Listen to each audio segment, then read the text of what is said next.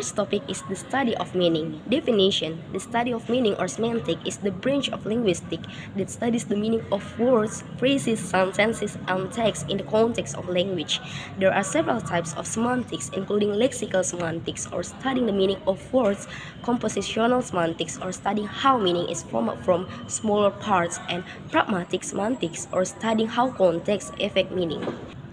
The next is type and example. An example of lexical semantic is to study the meaning of the word book as an object that usually contains writing and take as the act of taking something by hand. Compositional semantics involves understanding the meaning of combined words, such as read book, which has the combined meaning of book and read. Pragmatic semantics considers how the context and purpose of speech affect meaning, such as the use of language that differs between formal and informal situations. The next is function. The function of the study of meaning is to help us understand how language is used in communication, improve cross-cultural understanding, and support the development of language technologies such as automatic translators and sentiment analysis. The study of meaning or semantic has various functions that are particularly relevant in everyday life. It is 1. Effective communication. Understanding the meaning of words, phrases, and sentences help us in communicating more effectively. 2. Translators and translation. Semantics plays an important role in translators and translation between language. 3. Development of communication tools. The study of meaning became the basis for the development of communication tools such as dictionaries, language proficiency tests, and automatic translation systems. 4. Sentiment analysis. In today's digital age, semantic is key in online sentiment analysis. 4. Development of artificial intelligence. Semantics also plays a role in the development of artificial intelligence, especially in. The last topic is conclusion. In conclusion, the study of meaning is an important field in linguistics that studies the meaning of language in a variety of contexts and has wide application in various aspects of human life. Semantics is not only an academic subject but also has significant practical implication in everyday life, intercultural communication, and the development of language technology. The second topic is language in use. Definition. Language in use in semantic refers to how language is employed in everyday communication context. It encompasses the varied use of language depending on the situation, cultural context, and communication purposes. The next is types of language in use included 1. Formal language used in official situations such as speech or scholarly writing. 2. Informal language used in casual situation or among friends. 3. Specialist language used in specific fields such as medical or legal language. 4. Nonverbal language includes body language and facial expression that can add additional meaning to communication. The next is example and function. Example of language in use include the use of different words in different contexts. For instance, the word cold can refer to low cycle temperature or can be used metaphorically to describe someone's demeanor. The function of language in use is to facilitate effective communication and to convey appropriate meanings according to its context. It enables us to understand and react to situation accurately. The last this topic is conclusion. The conclusion about language in use in semantic is that this concept makes clear the importance of understanding how language is used in the context of everyday communication. By understanding the different types and use of language depending on the situation and cultural context, individuals can communicate more effectively and understand the meaning conveyed better. Therefore, an understanding of language in use helps in improving our communication skills and understanding of the complexities of language in everyday life. Okay, the next topic is the dimension of meaning.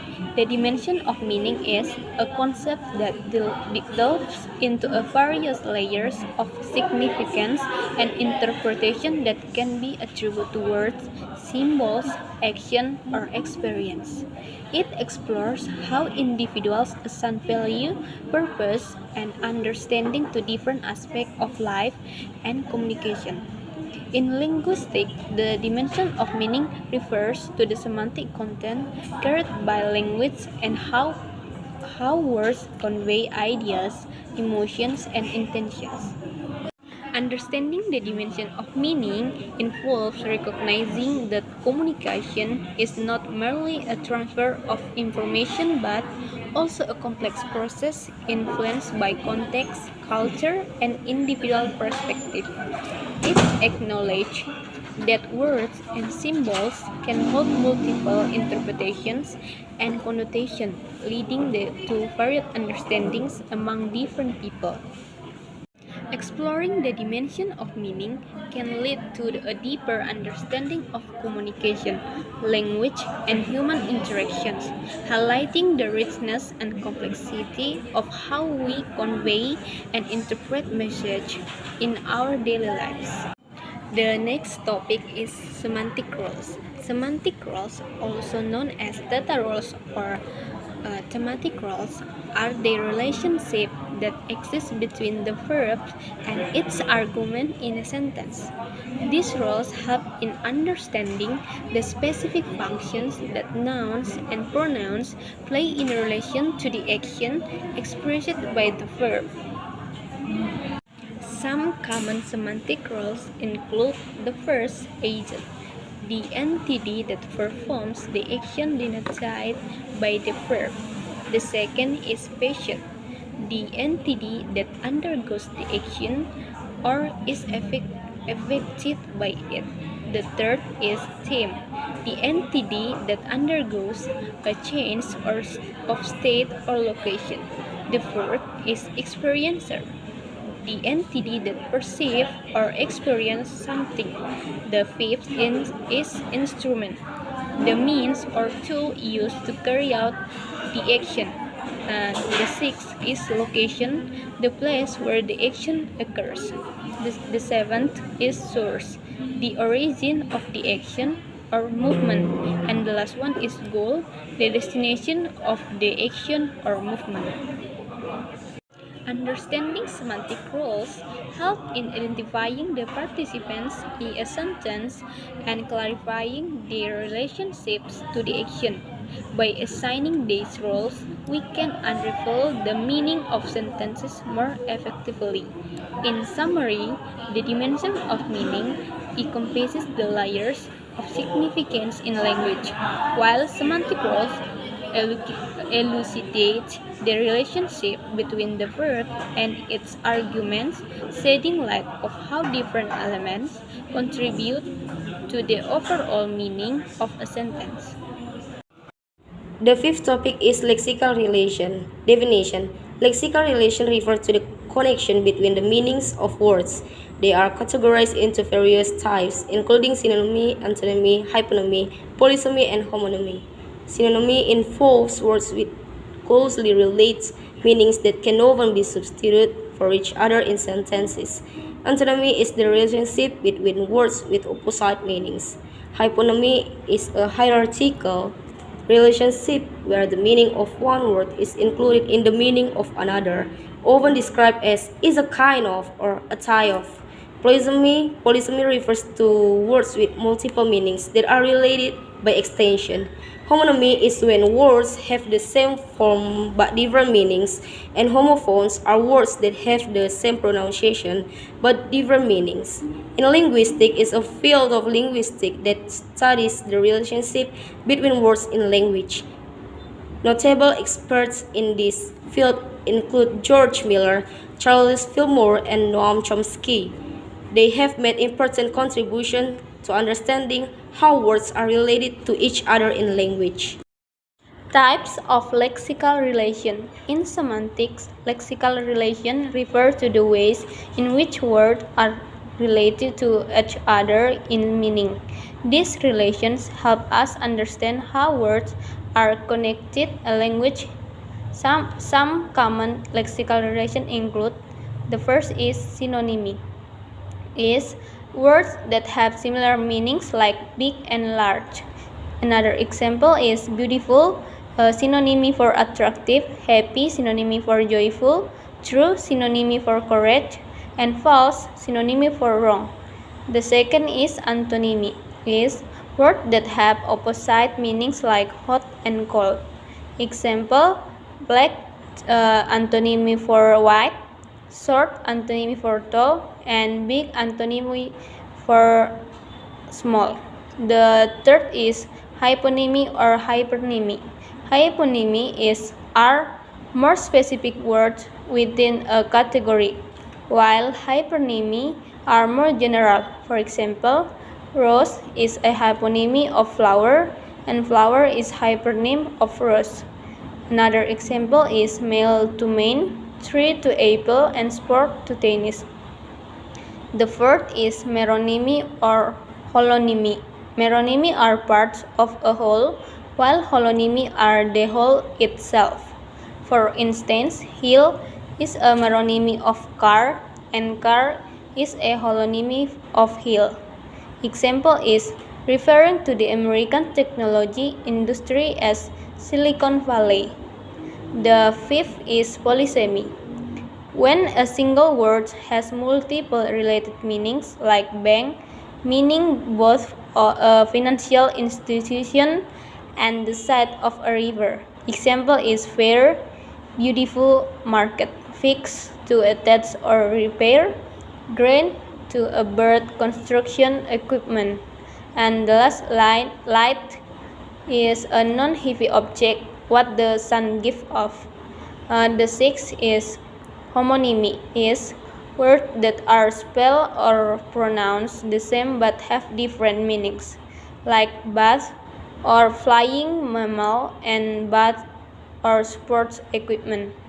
An example of homonymy is the word bat, which can mean both the flying animal, the sport equipment used in baseball. And the next is function of lexical relation. The function of lexical relation is to study the relationship between the meaning of words in a language.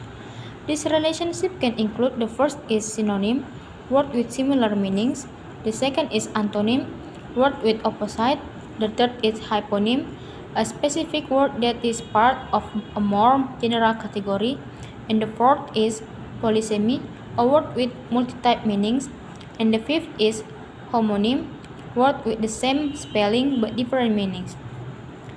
And lexical relations are important for understanding the organization and meaning of a language, and they can be used in various fields such as linguistics, literature, and computer science.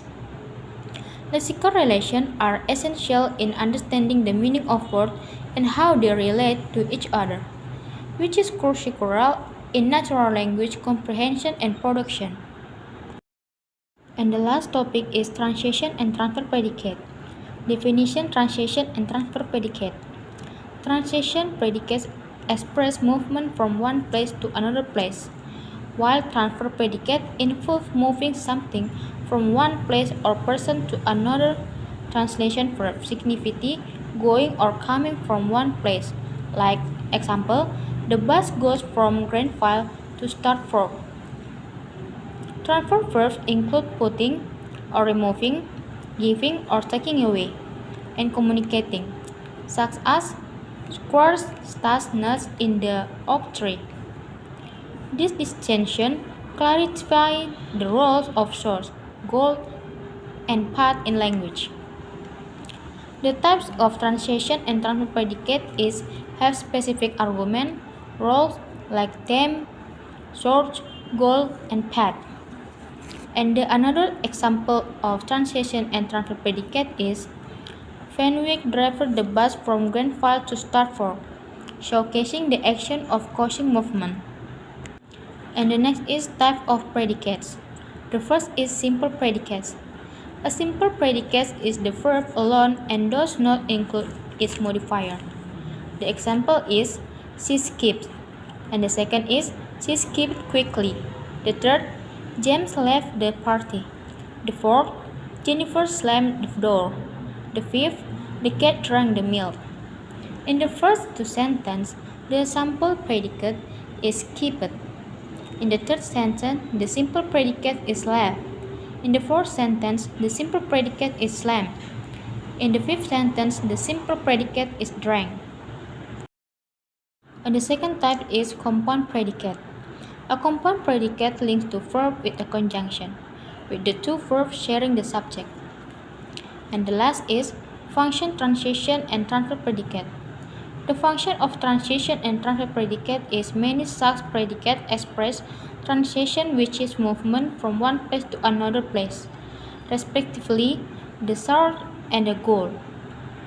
But some predicates express transfer, which is causing the movement of an entity from one place or person to another place or person.